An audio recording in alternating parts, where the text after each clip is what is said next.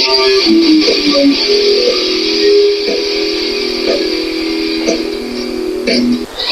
everyone, welcome to Logan's Mosh Pit. Glad to have you here. Do me a favor and please subscribe if you haven't already. I know what you need, some more rock and read. Today we'll pick up where we left off with chapter 22 of It's So Easy and Otherwise by Duff McKagan. Let's find out what happens next.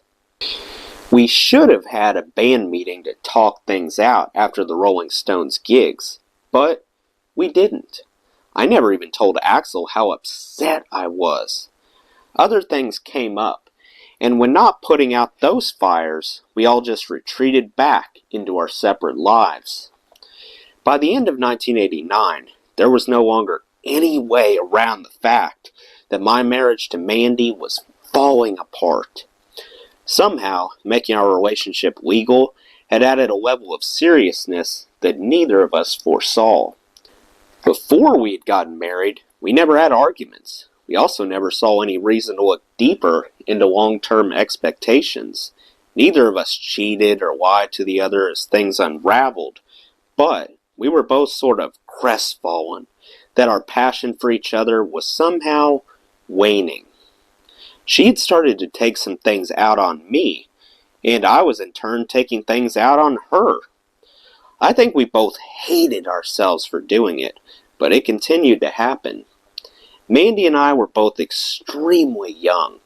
I was 25 at this point, and naive and vodka-filled. It was a match made for friendship, but in no way for marriage and children. The problems in our relationship also seem more real now that my mom had seen the full magnitude of them.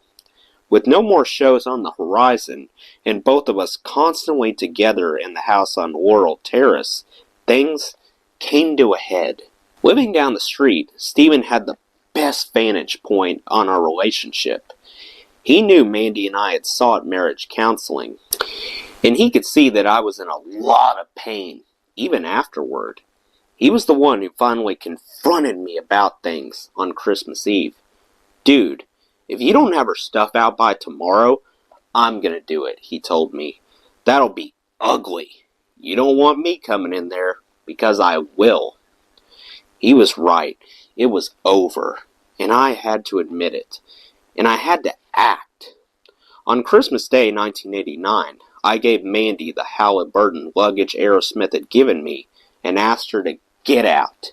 I was adamant, and I was keeping the dog. Merry Christmas. I felt completely lost and heartbroken. I thought I had let my mom and family down. I thought I had been caught living a lie, or rather, lies. Those little lies you tell yourself to help make your life fit a more idealized image. Now, they had all suddenly been laid bare. For me, it all boiled down to one simple thing. Just like my dad, I thought, in whose footsteps I had tried so hard not to follow. I was so depressed that McBob, my bass tech, quietly slipped into my house one day and removed my shotgun. He later told me he just didn't want to leave it sitting around given the way I was acting. He stashed it inside one of my bass cases and left it in a band storage space. A lot of people around me hoped that once the day-to-day pain of the marriage and its immediate aftermath faded, I would be able to pull back a little from my everyday vodka habit. But instead of straightening out, I kind of fell apart. My drinking had taken off as the marriage went sour. When Mandy left the house, I started to add more to the mix. My first drink of the day slipped forward from about 4 in the afternoon to more like 1. I also started to score larger amounts of Coke so that I could drink more for longer periods of time. It proved a diabolical cocktail for me. Now I could drink until I finally had to sleep. And if you're doing Coke, you don't have to sleep for up to 4 days in my case. Only then would I start to see trails. The only other time I slowed down was if someone I respected, like my brother Matt, would say, "Slow the down." I also found that Valium or codeine could help to bring me down when I finally needed to sleep after a multi-day binge. In my mind, I was simply using modern scientific methods to get me through a tough time, and I figured I would cut back at some stage when the heartbreak subsided. One day, early in 1990, the phone rang in my place.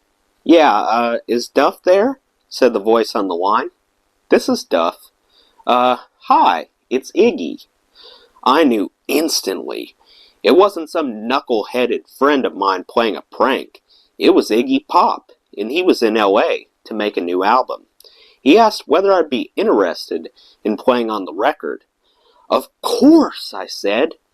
Then, trying to sound somewhat cooler than I was, I added, yeah, sure." I had actually met him a little more than a year before. 2 days after the end of the Aerosmith tour in September 1988, Guns N' Roses played a strange festival-type gig at the home of the Dallas Cowboys in Texas. In Excess headlined, and the opening bands included the Smithereens, Ziggy Marley, and Iggy. I was excited to meet him. After the show, Iggy and I both ended up at a party in the hotel suite of Michael Hutchence, the vocalist for In Excess. I was nervous as to be in a room with Iggy, a guy who had inspired a dream that stuck with me for the rest of my life, a dream that cemented the direction of my life in many ways. So I commenced to get really up. Michael Hutchence was already as famous for dating models and appearing in paparazzi photos as for singing Need You Tonight, and I think Iggy felt as out of place as I did. So he joined me. We got up together. Now he was asking me to play with him. Slash was also enlisted, and we went into the studio along with the kick-ass Kenny Aronoff on drums. I showed up expecting the sessions to be one big drugging and drinking fest, the absolute perfect way to spend a few weeks. I thought folklore would surely be passed down about how we rewrote the book on debauchery. But when we got down to Ocean Way Recording Studio in Hollywood, the first day, producer Don Wass informed me that Iggy had recently cleaned up his act. I could almost smell the brake pads burning as my runaway ideas about the session came to a screeching halt. Oops. I had a full-on habit, and now out of respect, I would have to keep it somewhat on the down low while recording. Iggy was no rookie to such games, and soon caught on to the fact that Slash and I kept disappearing to the bathroom for lines of coke and gulps of our hidden bottles. Iggy was more than cool about our little indiscretions, and never sweated us about it. And in the end, one of my all-time favorite gigs was the record release party we played together later that year for the album, called Brick by Brick. Sobriety had not changed one thing.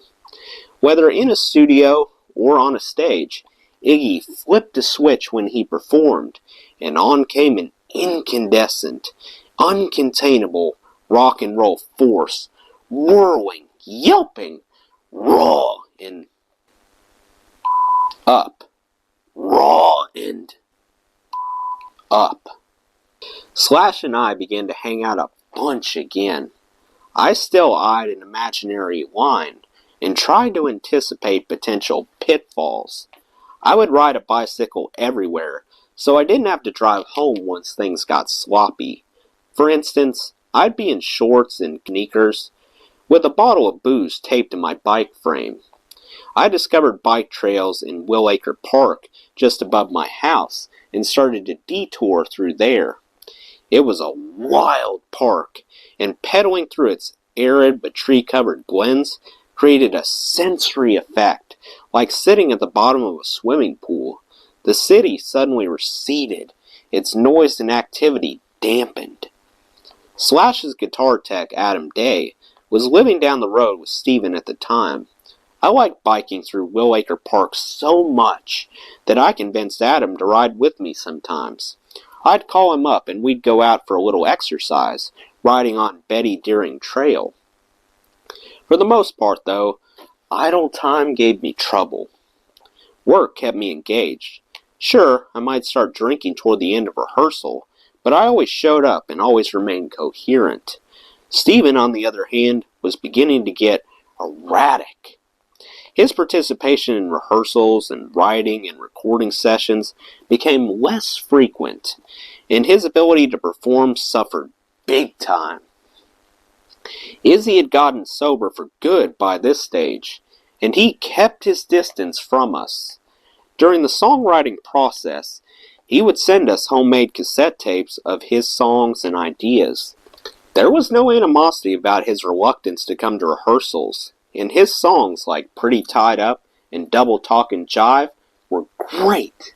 We decided to contribute our first finished song to a charity album, Nobody's Child, being put together by the wives of the members of the Beatles to benefit Romanian orphans. Early in 1990, we went into the studio to record it.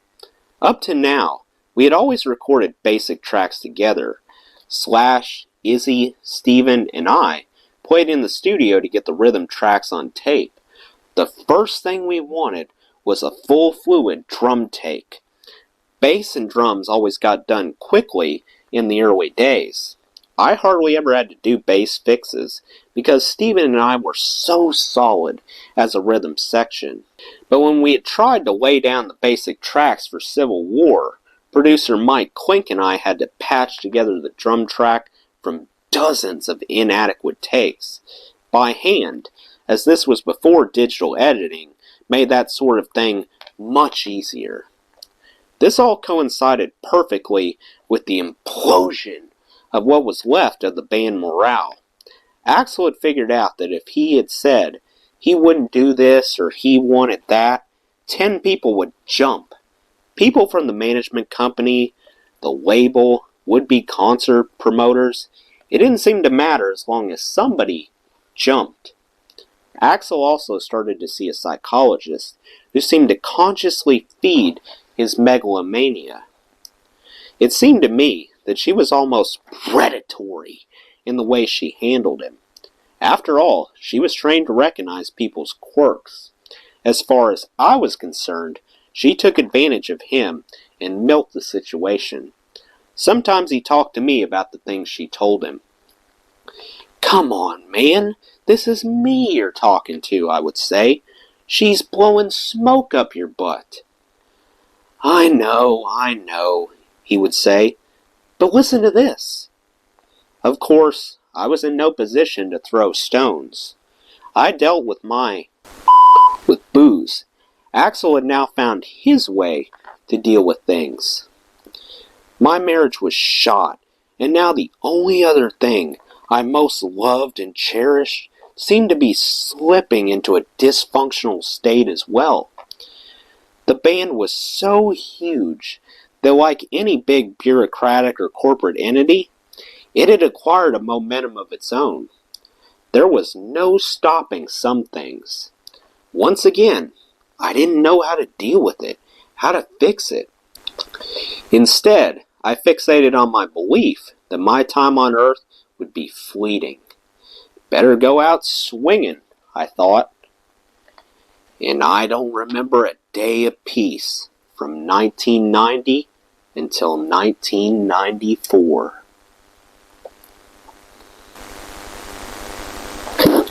Well, that concludes Chapter 22. Let me know what you thought of Chapter 22 in the comments below. That does it for today's video, guys. I hope you enjoyed.